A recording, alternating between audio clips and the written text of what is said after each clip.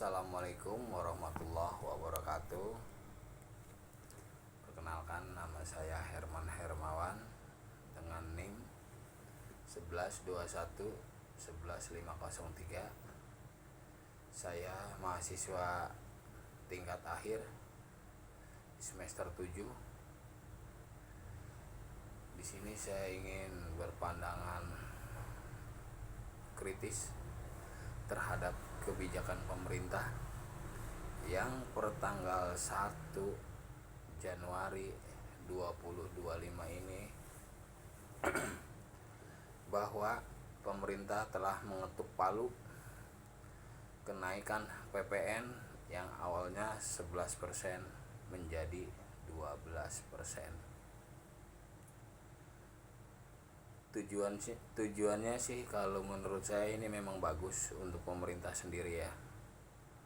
Untuk anggaran pendapatan negara ini akan melesat atau akan mendapat tambahan yang begitu signifikan, karena awalnya kan hanya 11%, kini menjadi 12%. Seharusnya pemerintah itu berpikir atau ditinjau kembali lah. Ya memang kita ketahui kenaikan PPN ini adalah awal dari tahun 2021. Pada saat di DPR kala itu memang Partai PDIP sebagai pemenang, mereka yang membuat produk ini dan disahkannya itu di bulan Januari 2025. Yang kita tahu sejak Oktober 2024 itu sudah berganti pemerintahan, sekarang dipegang oleh Presiden Prabowo Subianto atau dari Partai Gerindra. Yang sangat saya sayangkan, seharusnya dari sini mengkaji lagi lah. Walaupun Pak Prabowo sudah mengatakan kenaikan pajak ini hanya untuk barang-barang mewah, tapi tidak harus semestinya seperti itu. Ini saya pikir kenaikan dari 11% menjadi 12%. Padahal memang kita ketahui bersama, dari 11 ke 12 itu adalah 1%. Betul secara logikanya ya. Tapi di sini adalah kenaikan pajak ini adalah, contohnya saya nih, yang biasanya setiap bulan itu saya bayar pajak 11%, atau anggaplah kita hitung dengan mudah, itu adalah 110.000. Nah, jika sekarang menjadi 12%, berarti saya harus membayar pajak tiap bulan menjadi 120.000. Uang yang harus 10.000 itu yang tadinya ya saya investasikan untuk investasi pendidikan ya. Pertama nih, untuk investasi pendidikan atau asuransi kesehatan. Karena kita kan tidak tahu kesehatan kita, itu nggak ada yang bisa menjamin. Kita harus punya manajemen risiko untuk ke situ. Yang sekarang tadinya saya alokasikan untuk asuransi kesehatan atau asuransi pendidikan untuk keluarga atau anak saya, lah sekarang saya harus buat bayar pajak. Ini saya rasa, wah, pemerintah nggak tahu lah apakah udah mengkaji lebih dalam, apa hanya ingin pendapatan negara agar bertambah supaya lebih signifikan lagi. Yang kita ketahui sekarang adalah utang negara memang kita udah hal bukan yang tabu lagi tuh. Utang negara kita sudah banyak triliunan, sehingga untuk membayar suku bunga ya mungkin inilah rakyat kecil terus yang diperes, sehingga naikin pajak. Kalau kita lihat negara-negara maju, nggak usah jauh-jauh, seperti di Asia sendirilah, kayak Jepang, Singapura, dia memang pajak tinggi, tapi kembali lagi ke masyarakat, ke rakyatnya. Akibat rakyat membayar pajak yang tinggi dan rakyatnya pun dimanjakan, seperti sekolah gratis, kesehatan gratis. Lah kalau di kita bagaimana? Sekolah katanya wajib 9 tahun. Tapi pada kenyataannya ya kan, apalagi yang swasta tetap bayar mereka. Sekolah dasar aja guru-guru tuh sendirilah pada beli tema walaupun memang gratis, nggak bayar. Apalagi sekarang Pak Prabowo kita ketahui pada saat kampanye kemarin dia bilang katanya akan makan gratis untuk anak-anak sekolah. Tapi hingga saat ini apakah sudah terrealisasi dari Sabang sampai Merauke untuk sekolah-sekolah dasar khususnya ya, acara makan gratis? Kan tidak. Sampai saat ini pun belum berjalan. Dan anggarannya pun dari mana? Yang kita tahu sekarang,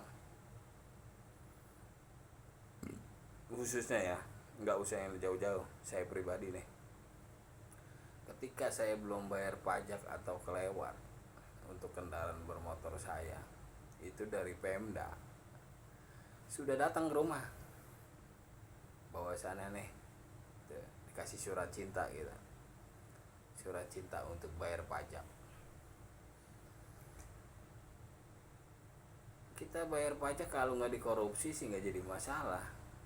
Yang ada kita kan dikorupsi terus, pejabat-pejabat kita semuanya. Contoh baru kemarin, korupsi 300 triliun, dihukum cuma berapa? 6,5 atau 6,5 tahun. Bisa dibayangkan nggak itu? Gila, birokrasi di kita sudah parah, sudah menjamur. Maka dengan kenaikan pajak ini saya sangat tidak setuju. Saya ingin semuanya mahasiswa, buruh, tani, dan rakyat miskin kota turunlah ke jalan untuk hal ini. Hayo kita berjilid-jilid turun ke jalan. Kalau pajak semuanya transparansi terhadap publik, ya monggo-monggo aja. Ini kan tidak tahu. Kita nggak pernah dikasih tahu sampai saat itu. Maka kebijakan ini untuk kenaikan PPN menjadi 12% perlu diiringi dengan upaya pengendalian inflasi yang efektif agar tidak membebani masyarakat gitu loh, yang terlalu berat. Buat saya pribadi, rakyat kecil nih, rakyat miskin, dari 11% menjadi 12% itu sangat berat. Tadi saya katakan, saya biasa bayar pajak itu per bulan 110.000 dan sekarang menjadi 120.000 karena dari 11% menjadi 12%. Nah, ini disinilah pemerintah perlu memastikan bahwa tambahan pendapatan dari PPN digunakan lebih secara efisien dan transparan untuk kepentingan publik gitu loh. Jangan kepentingan golongan. Ini yang kita ketahui sampai saat ini kepentingan golongan semuanya. Saya sangat tidak setuju akan hal ini. Sekarang kita cuma masyarakat dibodoh-bodohi terus. Dibodohinya apa? Kita dikasih katanya nanti beras 10 kilo. Masyarakat yang mana dikasih 10 kilo? Terus lagi dengan token listrik, KWH-nya akan bertambah atau diskon 50%. Realitanya mana? Betul. Realitanya ada dari Januari sampai ke Februari. Apa dengan waktu segitu sudah cukup? Apakah pernah berpikir sekarang kalau seumpama token dikasih dengan KWH yang bertambah atau diskon 50%, defisit anggaran PLN seperti apa? Kemarin aja ya, kita kagak ada kompensasi atau diskon dari PLN. PLN-nya merugi. Padahal coba listrik saya nih, token selalu beli. Kalau nggak beli token saya mati listriknya. Dan kalau saya nggak bayar listrik nih, yang pakai kilometer, itu akan diputus. Cara logika kan di sini gimana? Harusnya nggak ada ruginya dong PLN, tapi fakta rugi menurut BPS dan lain-lainnya. Udah jelas, bahkan mereka sendiri yang teriak itu, pemerintah. PLN merugi. Kan nggak bisa dibayangkan. Kita listrik bayar, kita listrik beli token. Nggak beli token ya kita nggak gelap lampu. Begitupun sama, nggak bayar untuk yang kilometer, gelap lampu atau diputus. Tapi PLN masih merugi, ya kan? Cuma beras 10 liter atau 10 kilo dalam misalnya dari Januari sampai Februari. Aduh, rakyat Indonesia aja nggak merasakan semuanya. Tapi dengan dampaknya dari 11% menjadi 12%, walaupun 1%, itu untuk masyarakat yang menengah ke bawah sangat terasa sekali beban mereka. Apalagi kaum buruh seperti saya. Walaupun kenaikan 6,5% kemarin sudah diumumkan di akhir-akhir Desember 2024 sama pemerintah Pak Prabowo langsung. Tapi sekarang pajak dinaikin. Sama saja toh. Yang ada bukan mensejahterakan rakyat, malah mensengsarakan rakyat. Sekarang dari kubunya Pak Prabowo atau Partai Gerindra dia bilang, itu kan produknya PDIP. Tahun 2021 mereka yang mengesahkan. Betul, mereka yang mengesahkan. Tapi pernah nggak? Anda sekarang yang berkuasa, bos. Anda yang berkuasa. Anda itu bisa harusnya mengkaji, bikin perpu atau lainnya. Sekarang kalau untuk mendapatkan anggaran negara yang lebih besar, terus terang aja, ini kan akal-akalan Anda aja. Kenapa rakyat Indonesia yang dibebankan? Seharusnya semua instansi, sekarang kan kita mengetahui anggaran-anggarannya tuh yang mana harus kita subsidi silang untuk anggaran energi atau apa. Contoh, anggaran Polri untuk tahun 2025 anggaran itu 1,26 T. Sekarang kinerja Polri apa? Itu bukan hal yang tabu lagi. Udah tahu semua kok. Polisi sekarang udah kayak apa? Ya kan? Masa saya perlu beberkan? Di media massa, media cetak, media elektronik, dan di dunia digitalisasi, udah jelas itu Polri kayak apa. Anggaran dia tuh harusnya nih untuk bayar utang negara mah 26 miliar atau 26 T, dia dikasih 100 T tuh untuk bayar utang negara. Jangan pajak yang dinaikin, pajak lagi yang dinaikin, ya kan? Semua anggaran itu potong, mana yang bagus, ini turunin dulu untuk bayar bunga utang. Nah, untuk ini malah kenaikan PPN lagi secara intensif. Coba, intensif yang diberikan memang betul langkahnya tepat, ya kan, untuk meringankan beban masyarakat. Seperti tadi yang dikatakan oleh pemerintah, 10 kilo dan PLN diskon 50% atau KWH-nya ditambah. Ini perlu dievaluasi secara berkala. Bukannya dibilang dari Januari ke sampai Februari. Kenapa ini harus dievaluasi secara berkala? Ya secara aktivitas ini saya minta program ini ada berkelanjutan. Jadi pemerintah perlu juga mempertimbangkan untuk memberikan intensif yang lebih spesifik dan tertarget kepada kelompok masyarakat yang paling membutuhkan. Coba kita perhatikan bansos, siapa yang dapat? Waduh, yang ada macem-macem. Belum sekarang kita lihat apakah ini udah berkeadilan. Keadilan dalam segi apa? Oke, dalam keadilan untuk pendapatan negara, oke, begitu signifikan. Tapi dengan keadilan intensif yang diberikan ke masyarakat seperti diskon listrik atau PLN, token, dan beras, ini kebijakan ini perlu dipertimbangkan aspek keadilan sosial. Anda itu selaku pemerintah, Anda yang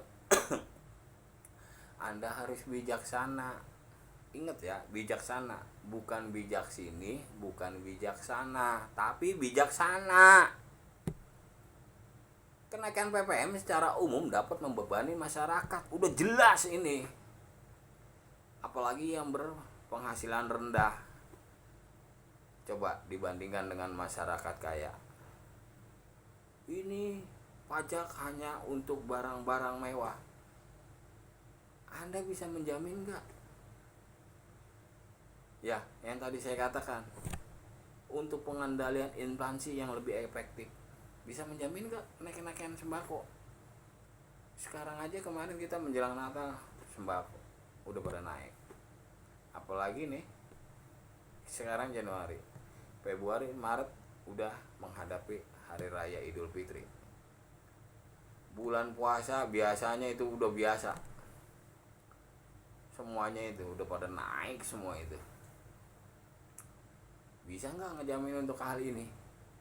Ya, jadi Anda itu harus mempunyai keadilan, mempertimbangkan aspek keadilan sosial. Dengan kenaikan PPN secara umum, yang tadi saya katakan, ini adalah membebani masyarakat penghasilan rendah dibandingkan dengan masyarakat yang kaya. Oleh karena itu, pemerintah ada mekanisme kompensasi yang lebih baik untuk melindungi kelompok yang rentan. Bunyi UUD 45, ya kan? Fakir miskin dan orang-orang terlantar udah jelas itu dipelihara negara. Tapi apakah selama ini dari kita merdeka loh sampai 79 tahun sekarang, apa mereka dipelihara sama negara? Kalau emang dipelihara, itu kenapa di setiap lampu merah itu banyak-banyak pengemis? Mulai dari daerah-daerah, udah di kota-kota besar apalagi. Itu bukan hal yang tabu lagi. Jadi kenaikan PPN 12% ini dan intensif yang diberikan pemerintah merupakan kebijakan yang kompleks dengan berbagai implikasi. ya, saya sebagai kaum intelektual, ya, jadi ini perlu menganalisis kebijakan ini dengan secara kritis. Saya harus memberi masukan yang konstruktif kepada pemerintah agar dapat mengambil langkah-langkah yang tepat untuk memastikan bahwa kebijakan ini memberikan manfaat yang sebesar-besarnya bagi masyarakat, bukan bagi golongan. Apalagi pasca pandemi kemarin, kita ketahui lah, ya kan, banyak perusahaan pada tutup. Contoh Giant, ya kan, Hero dan lain-lainnya. Banyak mereka hingga jadi para pengangguran. Sekarang mereka jadinya apa? Lapangan kerja nggak ada, PHK massal. Sampai saat ini pun pandemi masih menghantui kita karena banyaknya pengangguran. Saya nih, ya kan, sebagai masyarakat kecil, nyari kerja aja nggak pernah dibantuin sama pemerintah. Begitu kerja langsung dipenggal tuh pajak saya. Kalau transparansi sih nggak jadi masalah, pajak dipakainya apa, kemana larinya. Ini nggak pernah transparan, ya kan, nggak pernah transparan. Tahu-tahu apa berita dikorupsi, ya nggak, korupsi sekian, kan gila namanya ini. Jadi rakyat kecil terus yang diperas. Mereka mah asik-asikan ngopi, ya enggak, uncang-uncang kaki. Aduh,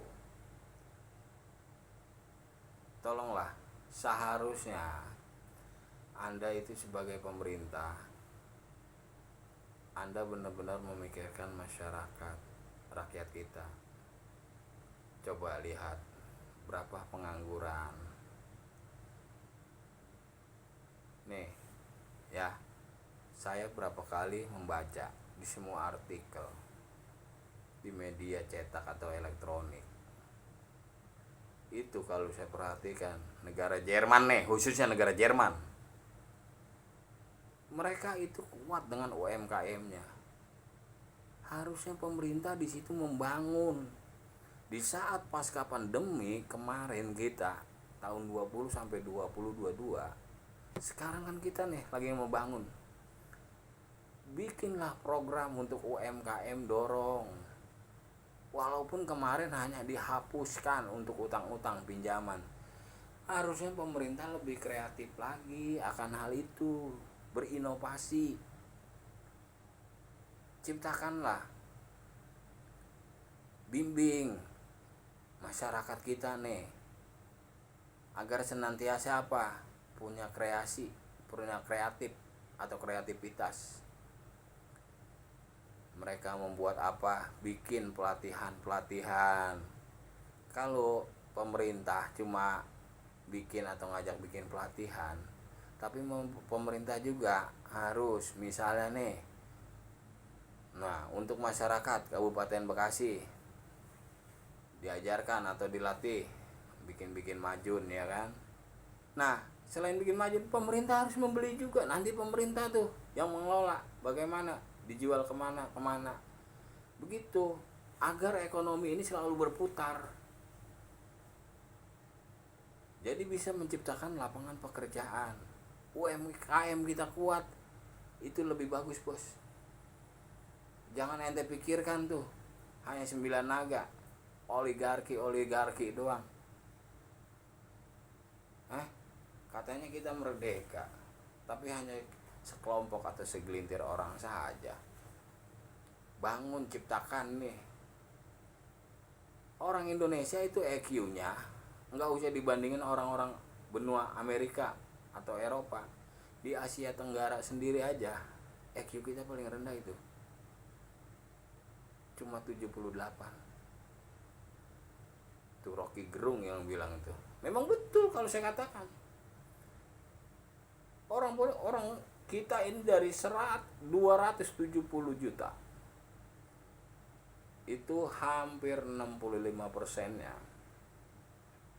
orang hanya berpendidikan SMP, sehingga kita gampang dibodoh-bodohin. Maka dari itu bos, ya ente yang pinter, janganlah bodoh-bodohin masyarakat.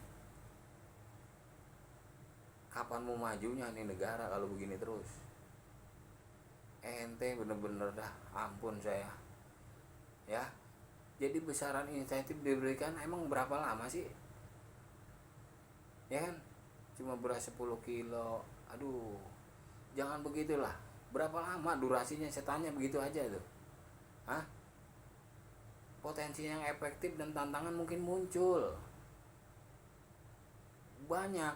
Jadi nih daya beli, ya kan, daya beli masyarakat dapat terjaga agar mendorong konsumsi dan pertumbuhan ekonomi. Lah sekarang kalau pajak begitu ini apa, tapi itu bisa menciptakan ekonomi yang berkelanjutan enggak?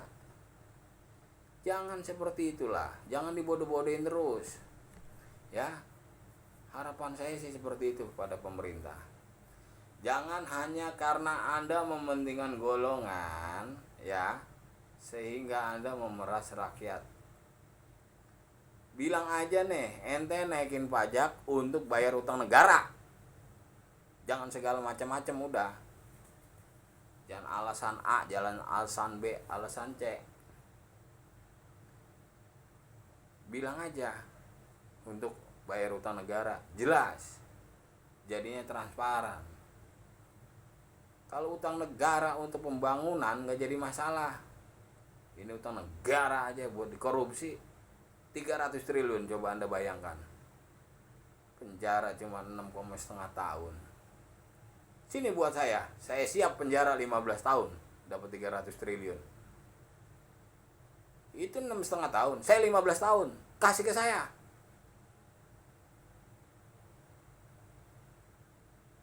Kalau Anda naikin pajak itu harus transparan. Jadi laporan berkala, bagaimana mekanisme pengaduannya seperti apa. Seperti di Inggris, walaupun pajak tinggi, dia selalu ada transparansinya, semuanya jelas. Uangnya kemana aja. Lah di sini cuma dikorupsi doang kok. Tahu-tahu bangun tol, bangun apa, ya kan, boleh utang, enak aja dia, ya kan, 70% buat pembangunan, 30% untuk kepentingan golongan. Saya kagak setuju banget dengan kenaikan ini, karena itu sangat berharga untuk kaum rentan. Seharusnya ini benar-benar dipikirkan, dikaji, diulang semuanya itu. Jangan hanya penegakan hukum di kita aja, penyimpangan begitu banyak dalam penggunaan PPN. Peningkatan akuntabilitasnya sama. Ya, tolonglah. Jadi ini harusnya benar-benar dikaji lagi agar senantiasa apa? Ya kan? Anggaran partisipatif gitu kan.